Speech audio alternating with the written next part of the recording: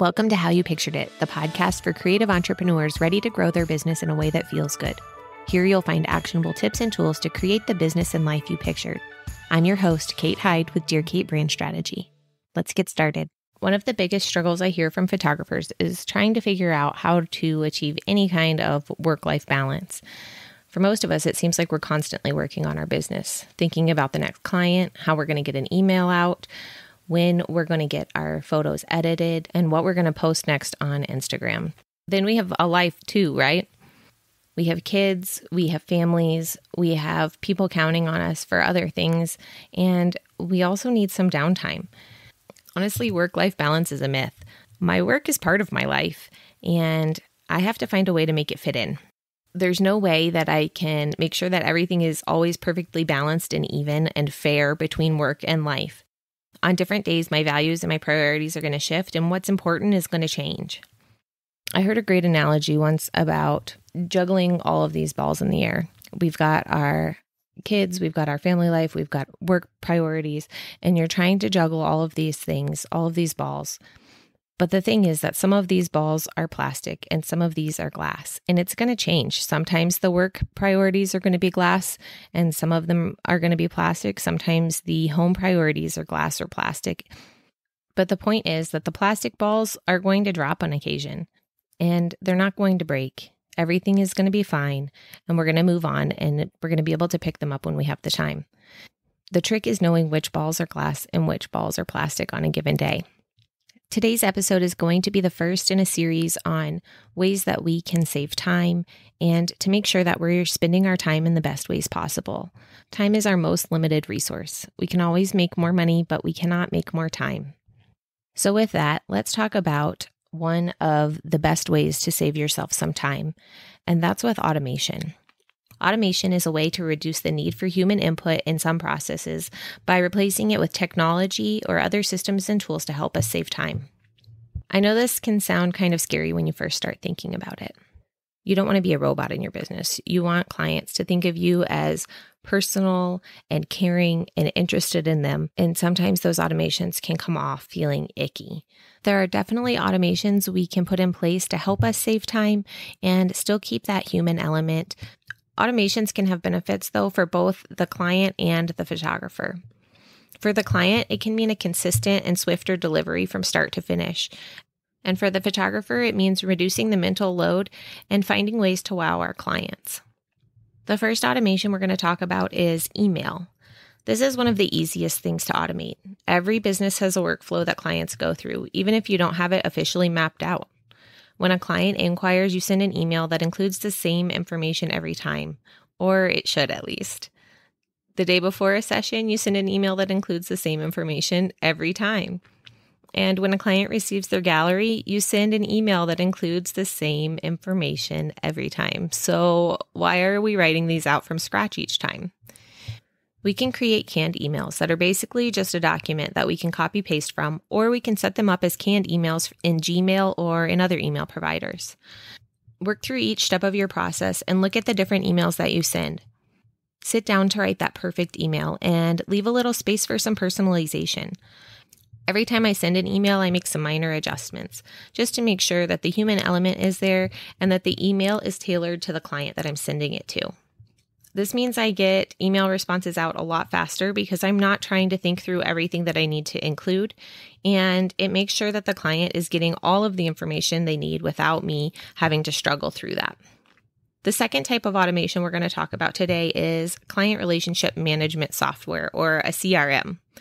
The mental load of running a business can be so overwhelming. Did I send out that contract? Did my client get their prep instructions?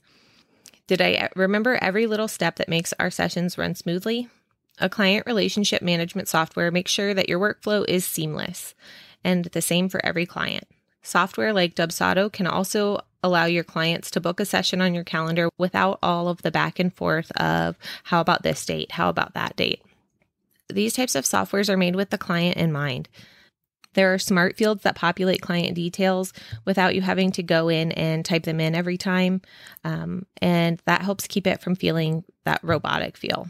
I've had so many clients compliment the professional look and ease of use with Dubsado, which tells me that this is a big win for both the client and the photographer. Next, we're going to talk about client galleries and ordering. Ordering prints and products for my clients used to take up so much of my time and made me want to pull out my hair, honestly. I hated trying to figure out rows and ordering prints in one order and products in another and ordering from different labs. It really was overwhelming and got to be too much for me, to the point where I honestly just had stopped selling prints and products at one point. I still wanted my clients to have access to those professional prints and products though, and from my professional labs, so I had to find a different way to make this work. I'd hate for them to spend all of the money on their session and their digital files to then go print them at Walgreens or Walmart and have things look all kinds of off. My favorite way to automate this process is by using gallery software. I'm currently using PickTime, which allows my clients to see the different products and prints that are available with their images on them. They can design their own albums, they can create calendars or just basic prints if they want. It's beautiful and user-friendly for them. PickTime also has some built-in promotional emails, or you can create your own. This is a great option for sending clients information on special offers and helping them get their images off their hard drives and onto their walls and into their hands. Number 4 is sending client gifts. Of course, gifting for clients is not a must for every photographer. For me, though, I love sending a little treat to my clients and letting them know that I appreciate them and I'm thinking of them. Client gifts work towards building that relationship, but how do we automate them? One of my favorite tools is Greetable. It's Greetabl, no E. And they are special little gifts that you can send and customize with the client's images from their session. They ship directly from Greetable to the client, so my hands don't have to touch anything. It's all created online and sent directly to them. Another option is TouchNote, which will mail a customized photo card for your client. I love how these little personalized touches can be automated so that our clients feel special. Another bonus of this is that oftentimes clients will share a picture of that little gift online with friends and family and share your name, give you a little shout out. Creating that kind of relationship with clients where they're your biggest fan and you're theirs is a great way to grow your business. The last automation we're going to talk about today is social media. The whole point of social media is to connect and network. So how could this possibly be taken over with automation? Well, we can at least automate part of the process. I love using planning software like Planoly or Tailwind to load my posts for the week and schedule them out to be posted at the most active times on my account. These softwares also suggest hashtags and best times to post, so it takes a little bit of the guesswork out of trying to figure out the algorithm. While batch created and automatically posted social media posts may not get as much interaction and traction as ones that are created directly in the platform, they're still better than nothing. For me, this is a place where done is better than perfect. When I batch create my social media posts, I am able to choose images, lay things out so that things are beautiful in my feed, and write the captions all at one time, meaning that I'm spending only probably about an hour a week to get the whole week scheduled and posted. I keep the social part in my social media by commenting and interacting on those posts after they've gone out and by posting to my stories throughout the day. No one can really tell that my posts were not written and shared natively within the post. All right, those 5 automation types are where we're going to stop today. Just to give you a recap, 1 was creating canned emails. 2 was using a client relationship management software. 3 was using a client gallery and ordering software. 4 was sending client gifts. 5 was social media. If you're using other automations in your business, I'd love to hear about it. You can DM me on Instagram or TikTok at Dear Kate Brand Strategy. Next week's episode will continue on this series and we'll be talking about outsourcing.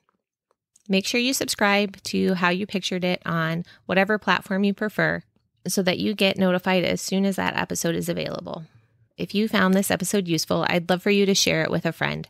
You can post it to your Instagram stories or any other social media place and tag me at Dear Kate Brand Strategy.